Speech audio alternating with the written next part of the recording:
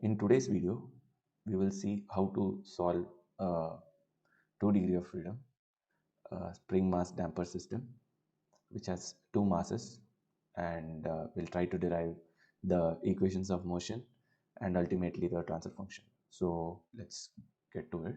So the problem which we'll be attempting today is to find the transfer function x2 of s by f of s for the system given below.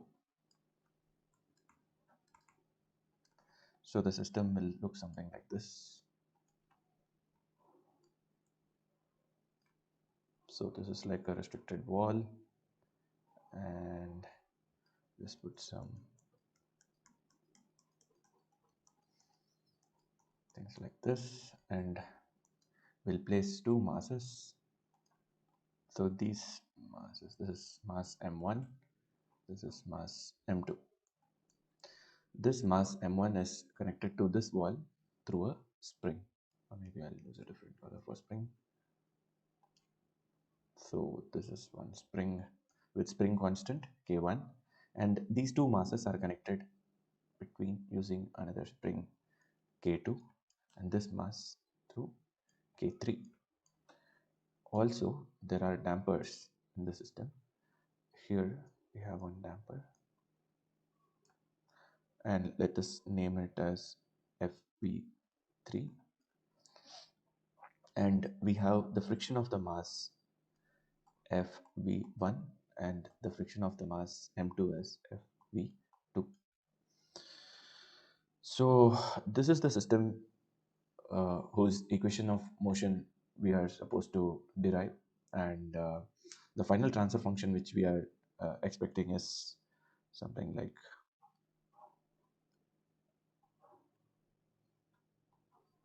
x2 of s, and the input would be f of s.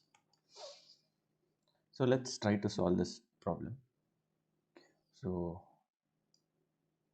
probably take a smaller. Okay. All right. So one of the simplest ways to solve this problem is to is through this method. Like, so what we'll do is,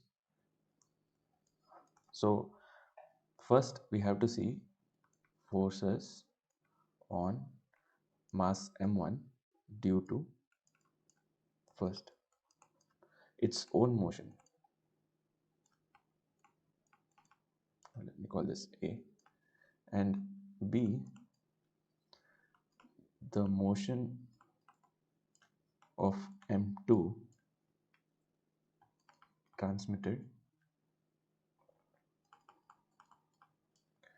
to m1 through the system.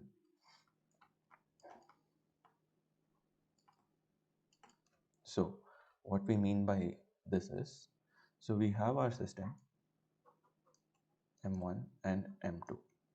So let's take for m1. So let's say hold m2 still and move m1 to the right. I also forgot to mention that the force is being applied on mass m1. So we put the f of t here. As a result, the mass m1 moves by x1 of t, and the mass m2 moves by x2 of t. So x2 of s is basically the Laplace transform of this, and f of s is basically the force applied on mass m1. So we just need to find the effect of applying a force on mass m1 and its effect on the displacement of mass m2. So this is our objective. So yeah, so the first step in doing that is, let's consider m1 first. So according to this method, so its own motion. So hold m2 still and move m1 to the right. So if we move m1 to the right, which is x1 of t, and here we have a spring, we have a damper, we have on the spring, this is k1, k2, and we have fb1, fb2, fb3. All right. So I'm going to hold m2 still, and see the forces acting on M1. So this M2 is still, and when we move the M1 to right side, this K2 will resist the motion of M1. So let me put it in this direction, K2, and since it's a spring, it will affect X1 of t, the displacement. And since M2 is still, there is X2 of t is 0. X2 is 0. So the spring is essentially opposing the motion of M1 because M2 is still, and whenever M1 is trying to move towards in the direction of X1, the K2 is going to resist it. So we are putting the direction of the resistance force in this direction. Similarly, FV3 is also going to resist. FV3, since it's a damping coefficient or damping constant, so it will affect the velocity part. So we'll put X1 dot of t. Next, we have a spring K1. Now, when M1 moves in this direction, this K1 is attached to a rigid wall. So this is also going to oppose the motion of M1. So again, K1 into X1 of t. Moreover, the mass has an inertia, which is basically the inertia of the mass is also going to resist the motion, which is M1 into X1 double dot. And the only thing which is going to assist the motion of M1 is basically the force which we are applying, which is F of t. So we'll put it in this direction. So it's F of t. Now, if we take the Laplace transform, of this, what we will get is F of s, and I will combine this X1 of t. So I'll get K1 plus K2 into X1 of s. Then I'll combine, no, I think this is fine. So FV3 into s into X1 of s, and for the inertia part, M1 s squared X1 of s. So this is for mass M1 when M1 is moved to the right while holding M2 still. Now what we will do is we will do the other way. So we'll hold M1 still and move M2 to the right. So what happens here is when we hold M1 still, there is no inertia acting on M1. And when we move M2 to the right, the spring constant K2, through the spring and through the damper, the M2 is trying to pull M1 towards the right side. So when we write M1, but the M1 is not moving, it is held still. So there is no friction acting on here. I think we missed the friction here. Yeah. So the friction force is also assisting here. So I'm supposed to put here X1 T, so that my FV, so here I'll combine FV1 plus FV3 into S and X1 of S. So here when we hold M1 still, the FV1 is 0, the inertia part X1 M1 X1 double dot is 0, and there is no effect of K1 because M1 is not moving. So it is just the K2 trying to pull the mass M1 towards the right side, and since M2 is moving towards the right side, the displacement would be X2 of t.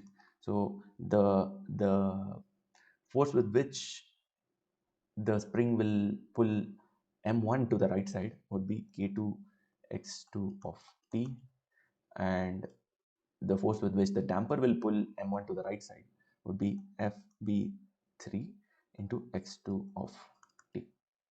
Now if we take a Laplace transform of this, we will get simply K2 into X2 of s and FB3 into X2 of s. Now let's combine A and B.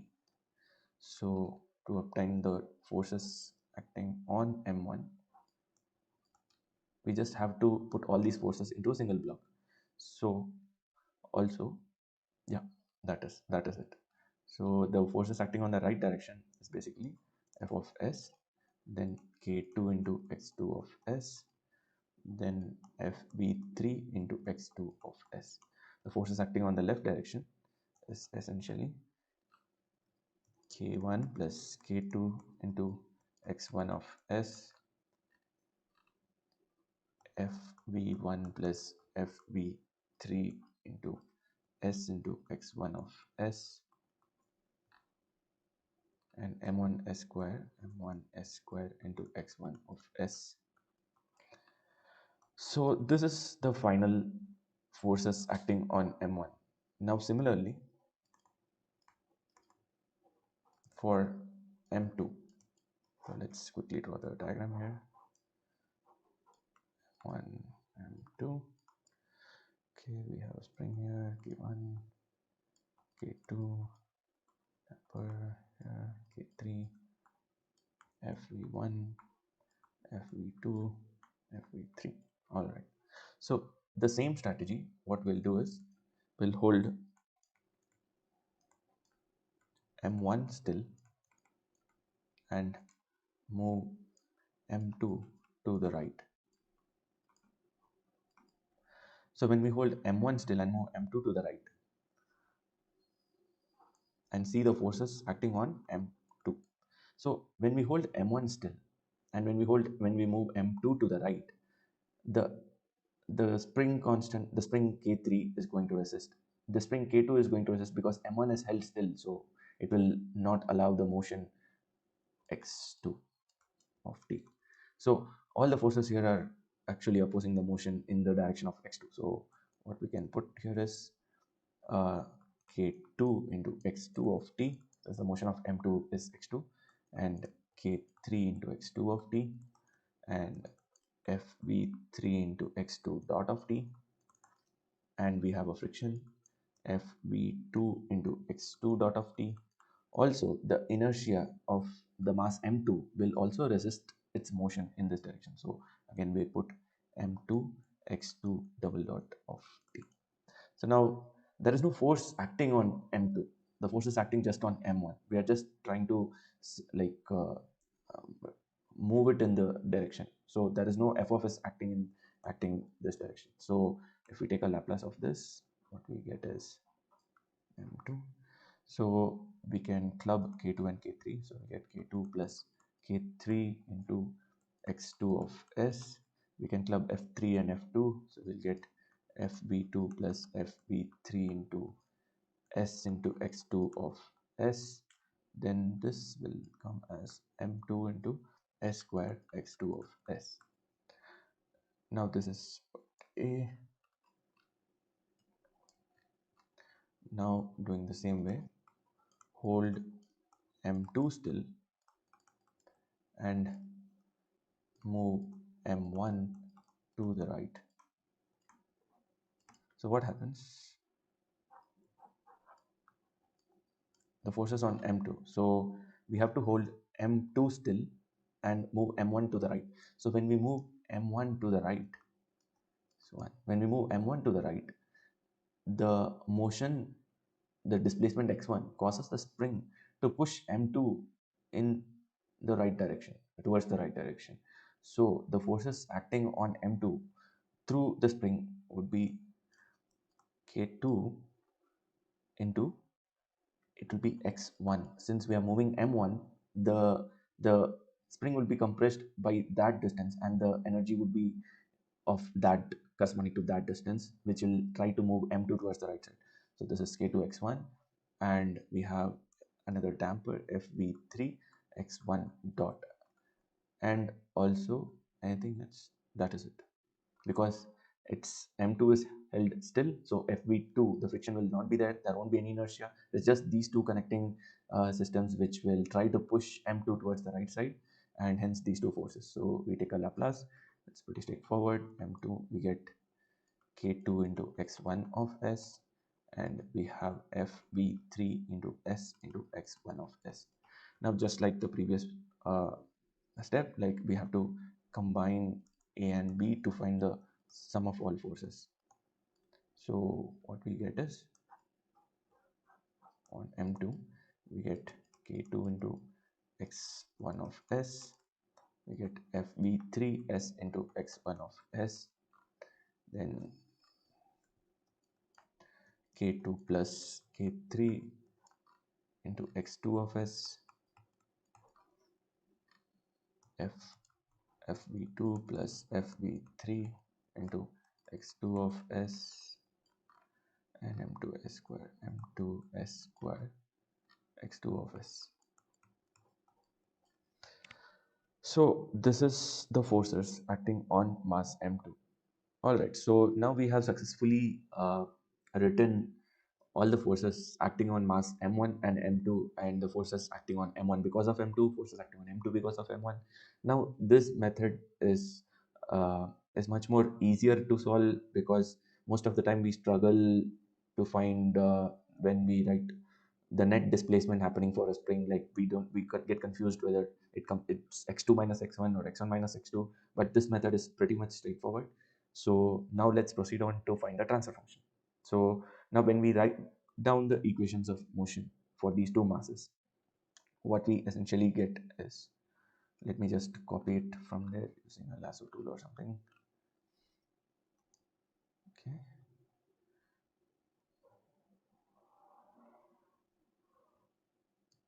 Okay. Okay.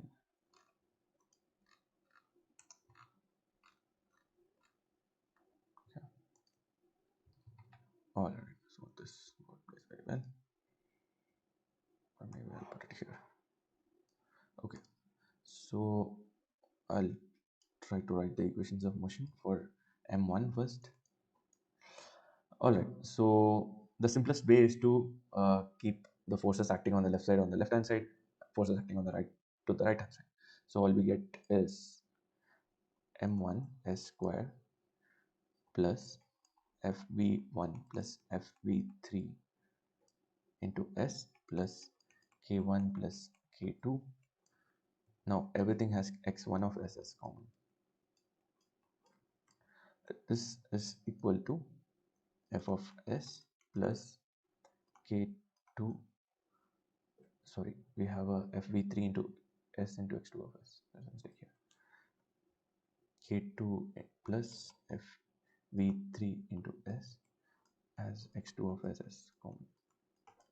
Now this is for M1. Similarly for M2, we have M2S square plus FV2 plus FV3 S plus K2 plus K3. Now this has common X2 of S.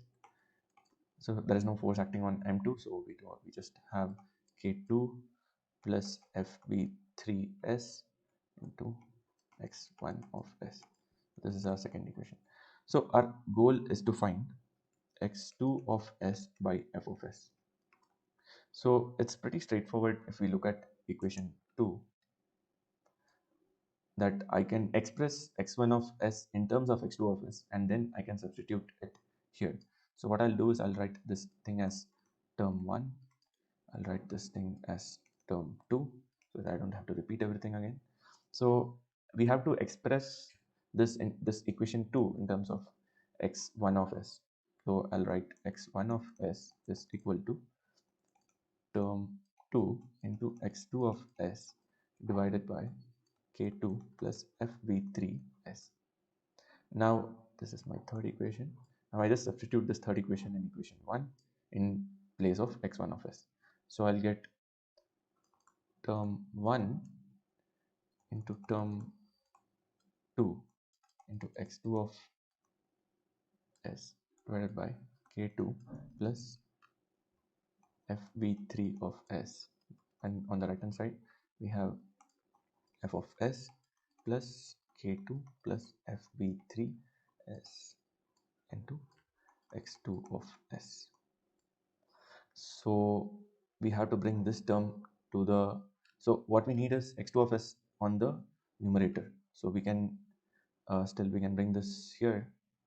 What we will get is this entire thing will come here. So term 1 into term 2 into x2 of s by k2 plus fv3 of s minus k2 plus fv3 of s into, so what we can do is we can take x2 of s common, is here, 2 of s is equal to f of s. So again, we can simplify this v3s. So now x2 of s by f of s is equal to k2 plus fv3s divided by term 1 into term 2 minus k2 plus fv3s whole square. So this is the final equation. This can also be written as x2 of s by f of s is equal to k2 plus fv3s divided by delta, where delta is basically the determinant of term 1. So I'll just lasso it. Okay, okay, that's good. See, okay, just a minute. Okay, here we go. Okay, this is term 1, and I'll lasso again term 2. See. No, I'll paste it here. Okay, and we have k2 plus fv3s. Here we have k2 plus fv3s. So this is the determinant. So once we find the determinant, you will get the denominator essentially. Okay. So this can be represented in this form also. So this is our final transfer function. So this method actually is a very simple method to solve the equations of multiple degrees of freedom also. So maybe we will try to solve a different degree of freedom system in our another video. Thank you.